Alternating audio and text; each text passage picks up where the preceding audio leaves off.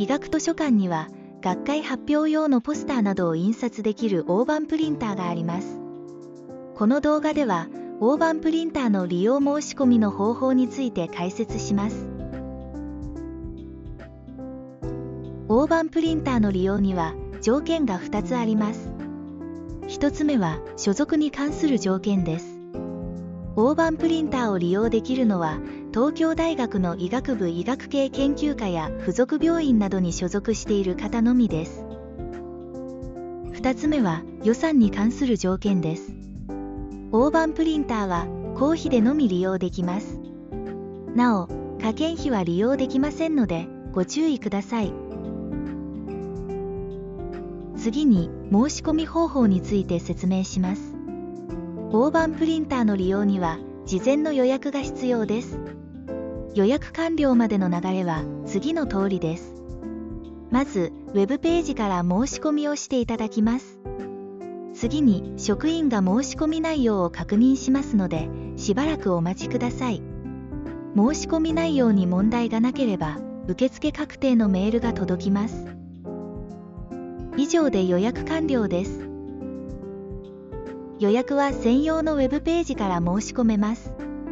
予約の前に、ウェブページに記載されている情報をよく確認してください。特に予算に関する情報は予算管理者の方と連絡を取り、必要な情報を揃えておいてください。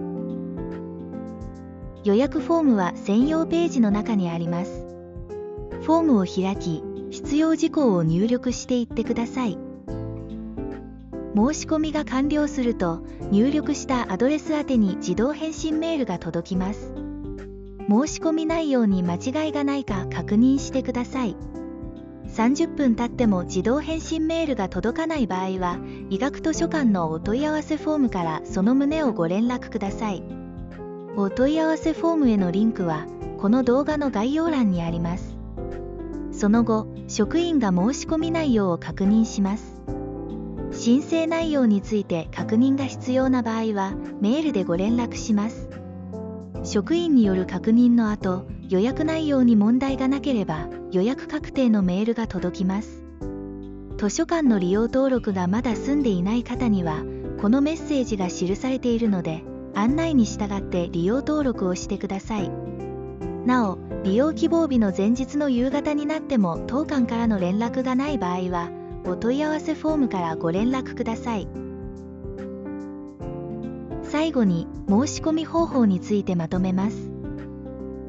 大判プリンターを利用できるのは、東京大学の医学部医学系研究科や附属病院などに所属している方のみで、予算は公費のみ使用できます。予約完了までの流れは次の通りです。ウェブページから予約をする。職員の確認を待つ。受付確定のメールが届く。以上です。大判プリンターの利用当日の流れについても解説動画をご用意しています。この動画の概要欄にリンクがありますのでご確認ください。皆様の学習・研究活動に医学図書館の大判プリンターをぜひお役立てください。